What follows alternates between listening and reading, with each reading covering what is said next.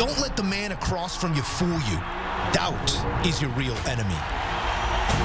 No, it won't be the GOAT and the gunslinger. The NFC title game will instead feature a pair of quarterbacks called into question at every turn of their careers. They said your stats were hollow, even drafted the guy to take your job. Doubt be damned. You're here for a reason. 1, 2, 3. The Niners and the Rams will offer up a third installment on Sunday for the right to represent the conference in Super Bowl 56. For San Francisco, a road warrior mentality that began in this very building 3 weeks ago. LA to Dallas. Dallas to the Tundra. A bruising brand of football that poses its opponents with a simple question. How bad do you want it? Our team's been through so many different situations this year that I feel like we never overreact to anything. Our guys just never waver. For LA, the chance to address the question, one they haven't had an answer to since 2018. In the battle of boy geniuses, it's advantage Shanahan. We got to get ready for a team that we know has been a really tough matchup for us. They've done an outstanding job, and it's going to be a great game. But what is past is not prologue. This another opportunity to take back your building, one overrun by scarlet and gold time and again. It was a tough environment for us to communicate in, really, the whole second half. Now is the time to block out the noise and make a bit of your own. Niners! Appropriate that careers will be defined in the place where anybody can be somebody. The same place a champion will be crowned just 2 weeks later. This Sunday, a chance to pry the pen out of the hand of your critics and write your own legacy. So check your doubt at the door. It's winning time in the NFC title game.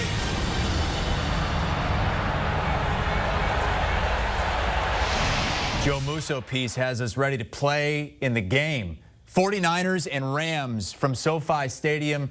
Rams trying to keep 49ers fans out. We'll see how it looks on Sunday night. The Rams are the favorites, 3.5-point favorites at home. Yes, you look at them as the better team.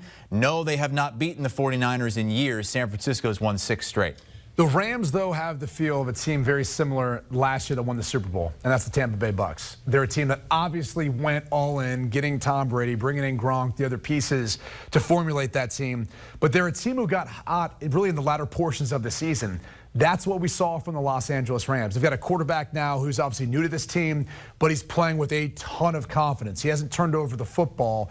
And with a team of stars, they are all playing like it right now. The addition of Von Miller, Odell Beckham, all these guys are stepping up in the spotlight, Pete. And I know history tells a different story with this matchup in particular. I think this is the turning of the tide.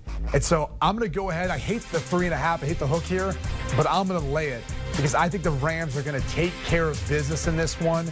And I honestly don't even know if it's going to be that close when it's all said and done. Boy, I tell you what, I know they're all in. I know they have the more talent is on that side of the ball, I would think, on that sideline, I should say. But this reminds me of something that I watched firsthand in 1999. It's the last time a team beat a team twice in the regular season and then went to their place and beat them in the championship game.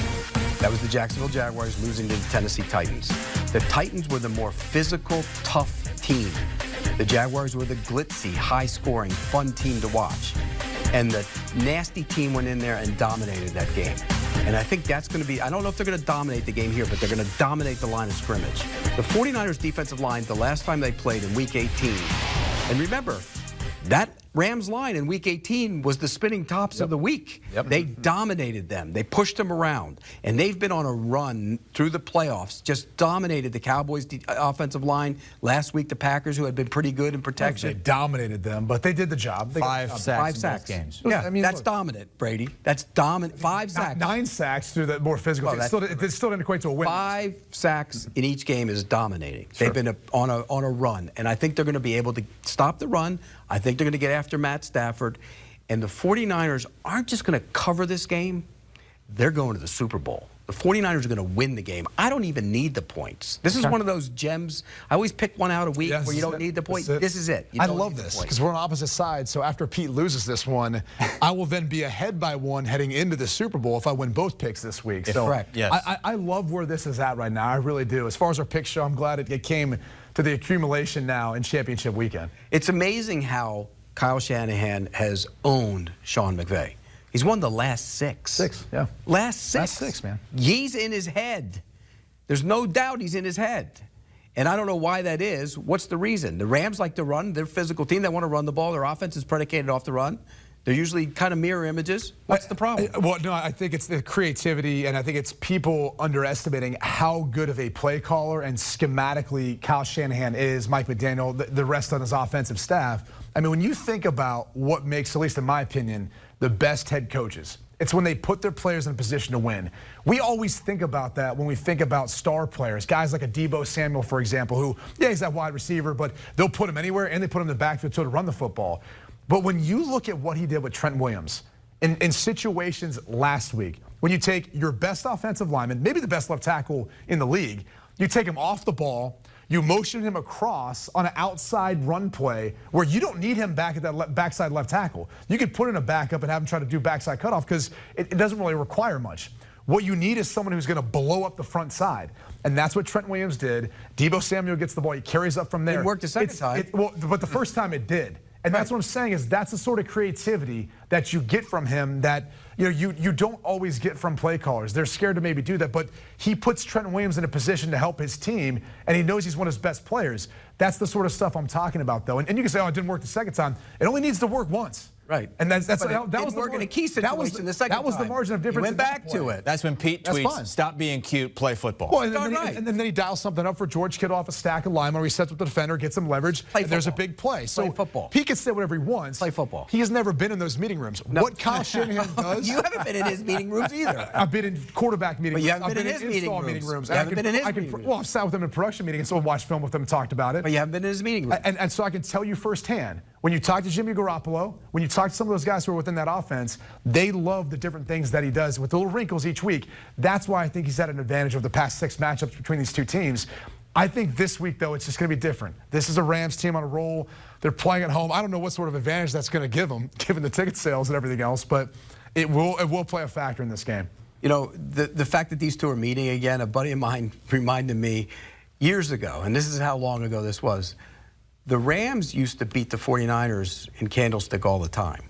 And one of my great leads before a playoff game was Rice be nimble, Montana be quick, but the Rams on the 49ers at Candlestick. A buddy of mine said, you going to come up with something for this week? I couldn't think of anything. SoFi? Couldn't find anything to rhyme with SoFi? I could. If I gave it enough time, I could. But, yeah. Isn't it funny, though? Certain teams have dominated little runs in this series, and now it's been the 49ers. I just think they're a charm team right now. Every year we get the charm team. And again, I go back to what Sean Payton told me this. Last year. Sean Payton said this in the beginning of the playoffs. He said, in the beginning of the season, he told me, he said, look, you might be better off getting on a run than sitting back and playing a game or two. Get on a run and go. They won last week because they had a blocked punt in the final minutes of the game, recovered for a touchdown. So I know you've talked about the defense, right? How is Jimmy Garoppolo going to score enough points for this team to help them win? You know, we're all sitting and we'll criticize Jimmy Garoppolo when he made a bonehead play on the goal line. It was a terrible decision. But what about the laser throw he threw into the middle of the field to Kittle that would have walked in for a touchdown that he dropped early in the game? I mean, those are the tone setters. You got to catch that if you're Kittle. And if you look at the tape of that, he walks in. It's right up the middle of the field. There's nobody there. And yet nobody said anything about nice throw, Jimmy, nice read, get the ball to him. It's all because he made the bad play. And Jimmy Garoppolo is not a great quarterback. He will make bad plays. Well, I think that's the difference. It's in the other quarterbacks that are left. We all think they're great. Like Joe Burrow's going to be great. Maybe he already is great. Garoppolo's just, he's not top 10. He might not be top 15 or even top 20. I don't know. He can win. And the 49ers probably don't want him back next year. But is Matt Stafford great? I mean, I would take him ahead of Jimmy Garoppolo to go out there and win me a game. But is he great? I would ask you this question. I think if he ends up winning this game to go to a Super Bowl, win a Super Bowl, now you're talking about Hall of Fame. I mean, if you look at his resume, statistically speaking. Stafford, right? Stafford. Brinson was saying that before the season, right? I don't. If he's a Hall of Famer, then Matt Ryan's a Hall of Famer. Well, he won't have the Super Bowl, too. But he has MVP. I mean, I'd rather have have an MVP. You of all people would rather have an MVP. See, Pete's true colors just came out. I'd rather have Forget the MVP. championships. Yeah. He's what's good for me is good for me. I'm Pete Because if Prisco. I'd I'm the rather have the MVP, MVP. I did my job, and Kyle Shanahan in that season didn't do his job, which is why they don't have it. Okay, do you think Aaron Rodgers would rather have the MVP, which he's going to get again in back-to-back years? No, or he's Super had Bowl it right already. now? He's had it already. Yeah, multiple times. Yeah. No, Jimmy Garoppolo is better than people give him credit for. 100%. But he's not a guy who's going to carry a team. Whereas if you get down 14, although they came back in that game, the last time they played at SoFi, they came back. They were down 17. Miraculous comeback. Great drive. And so Jimmy Garoppolo is capable of doing things. And you're right, Kyle Shanahan schemes things up and makes it easier for him. In a different system, would Jimmy Garoppolo be a better player? Probably not. Well, what system? New England? Because he was pretty darn good. There's a reason why he's in San Francisco now. I think Jimmy Garoppolo doesn't get the due he deserves, and he's not nearly as bad as the Twitter cult portrays. Well, you're the one that said he wasn't great. He's not great. Well, I would say I don't think Matt Stafford's great. I think he's very, very good. He's better than good. Huh? I said Jimmy Garoppolo's better than good. I would agree. I think he's good. You think he's good enough to lead the 49ers to victory? Yes, I do. That would be 2 Super Bowls in, what, 3 years for Jimmy Garoppolo? And all they want to do is replace him. And they might still. So those are the picks from Pete Prisco and Brady Quinn. They differ on both games. So Brady entered. How many did we differ on last week? All four of them. Yeah, you went 3-1. Pete went 1-3, right? Yeah, he switched a couple. Brady's one back. I try to. But you do realize if I'm we pushing split, all in you right can't now. win. I understand that. Okay. Do you want a sports network that delivers everything that matters about the game? The highlights, the picks, the instant analysis. No yelling, no fake debates, no politics. Hit the subscribe button and never miss a moment.